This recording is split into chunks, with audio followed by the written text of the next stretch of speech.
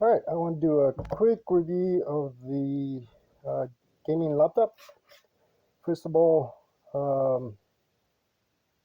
this is the power supply, and the reason I have it here is because, as you can see, this cord is too short to reach the floor of a desk, so that's the only bad side about this power supply. So you have to keep this brick on the desk. Unfortunately, the other side here, that's a little longer than this one. So that reaches up to the desk, but then you have to keep this on the desk, which sucks because I wish this was longer. The other thing about this power supply is, let's show you here, that power cord, you can see it's sort of a rectangle.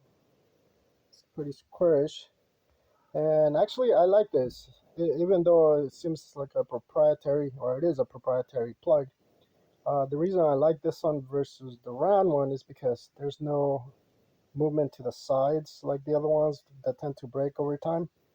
So the square shape is kind of nice. It keeps it in place really snug in there. So I like that. Power supply, it's kind of big, as you can see.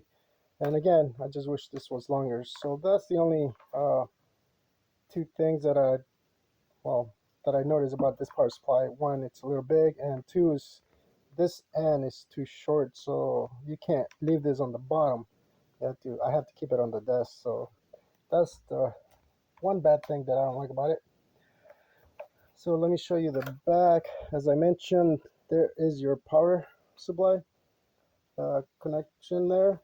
So because it's not round, it seems to keep it in place really nice. It just clicks on there really nice. So that's one thing that I really liked about the laptop.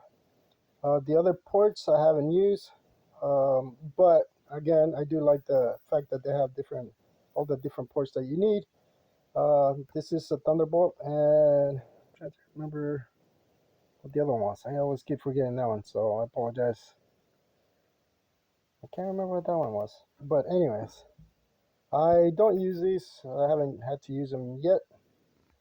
The other thing, as far as the smudges, you don't see them a lot, which is good for on the sort of gray bluish.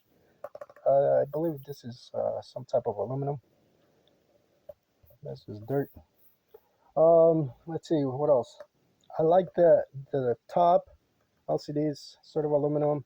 Unfortunately, I wish they would have done aluminum on the bottom too, because the plastics on the bottom over time they just tend to break and just seems pretty flimsy. Which actually it is when you take it apart. The other thing, everything works fine, but when I'm on the bed, for example, and I do this, when I'm trying to touch something or just like browse, you can actually hear this sort of hit on the bottom, sort of what do you call it? Kind of hollow. That's what I mean. I mean, it works, but it's not as nice as you would like it. I mean, it is what it is. It's just like when I tap on it, it sounds kind of hollowed instead of nice and solid. It's not glass, it's just a regular pad. So that's the other thing I noticed while I was browsing away from the desk. And the other thing that I didn't really like are the fonts that they use. Let me see if I can get a close up here. If you look, they use this weird font that, to be honest, it makes it hard to read sometimes. Not only that, but like on these other keys up there, everything is so small that it's hard to read it sometimes. So the font, I normally don't even think about that unless it's something like this where you use it every day, and it just looks weird. Look at that N right there, the N. So I wish they would have just used regular fonts for the letters, because even the control here, it's so small, it's hard to read. I mean, it's taken me a while to get used to it, just because it's hard to read them. They're so small that it gets annoying sometimes. It's like trying to figure out where things are. So I'm still trying to get used to it, and that is the other thing that kind of bugged me about this laptop. Overall, it works fine. I like the keys are very quiet, extremely quiet actually. There's no noise when you hit them. Let me show you. So that's really nice. I really like that. You know, especially at night if you're working and somebody's nearby. You know, you're not clacking all over the place. Um, Let me see what else. Oh, the lighting. One of the things I like is a backlit keyboard, but as you can see, you can barely see it. Let me see if I can raise that up a bit. Oh, that didn't go the right way. It's this one. So that's the max you get. So you can see, you can barely see it. If I move it to the side like this or down, you can see it bleeding from underneath.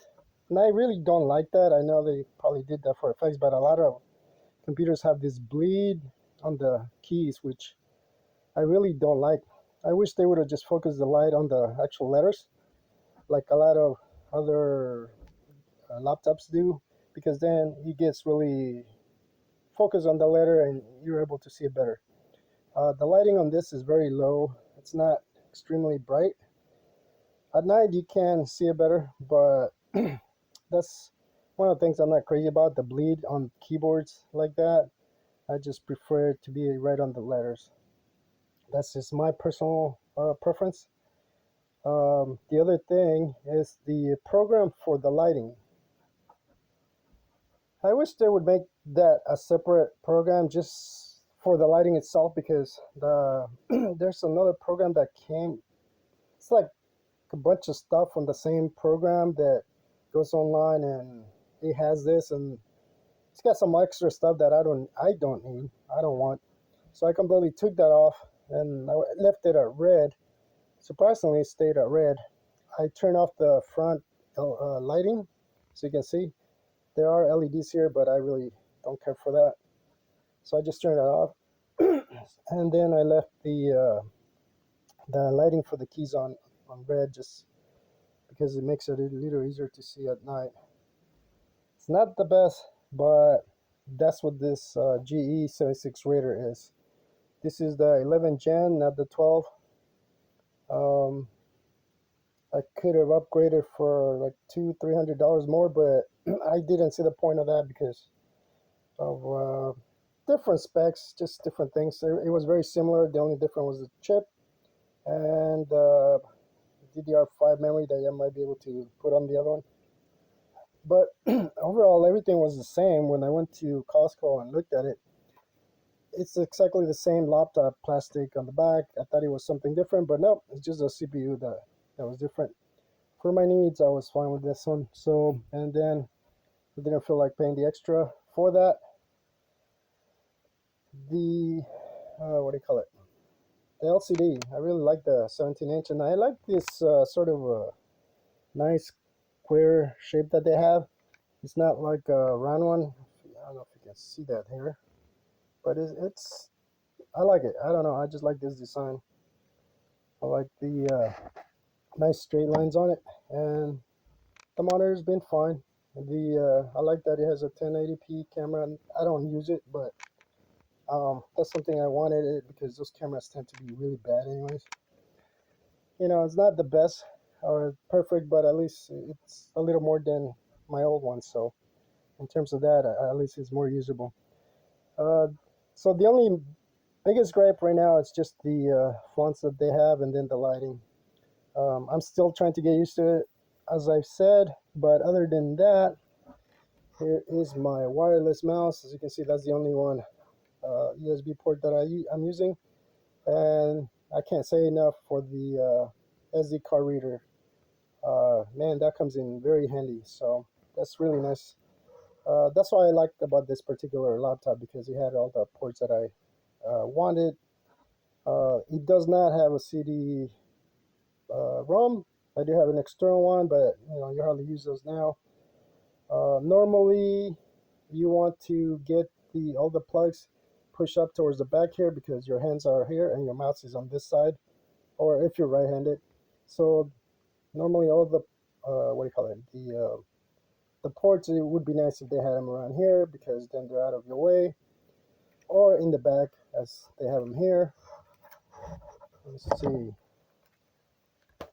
the other side is the same on this one because they have the vents here. They put them towards the middle, so they're not quite all the way in the back out of your way, but you know, it is what it is. And other than those little things and the plastic that I mentioned, it's worked fine. I have updated to Windows 11. They finally came up with the update for Windows 11 on this one. Hold on.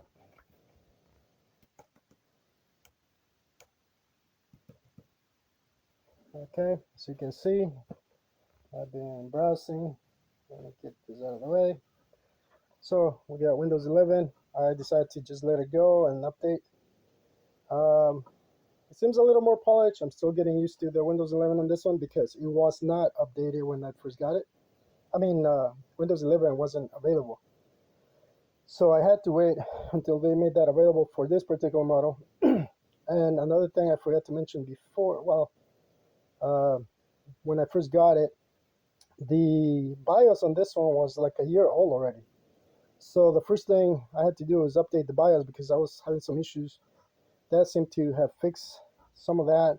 Then some driver issues as well. So I went straight to the Intel, got their program, and now I just took it off yesterday because it keeps telling me to update a driver when it has a newer one, but it keeps giving me an old one. So I just got rid of that program and just do it.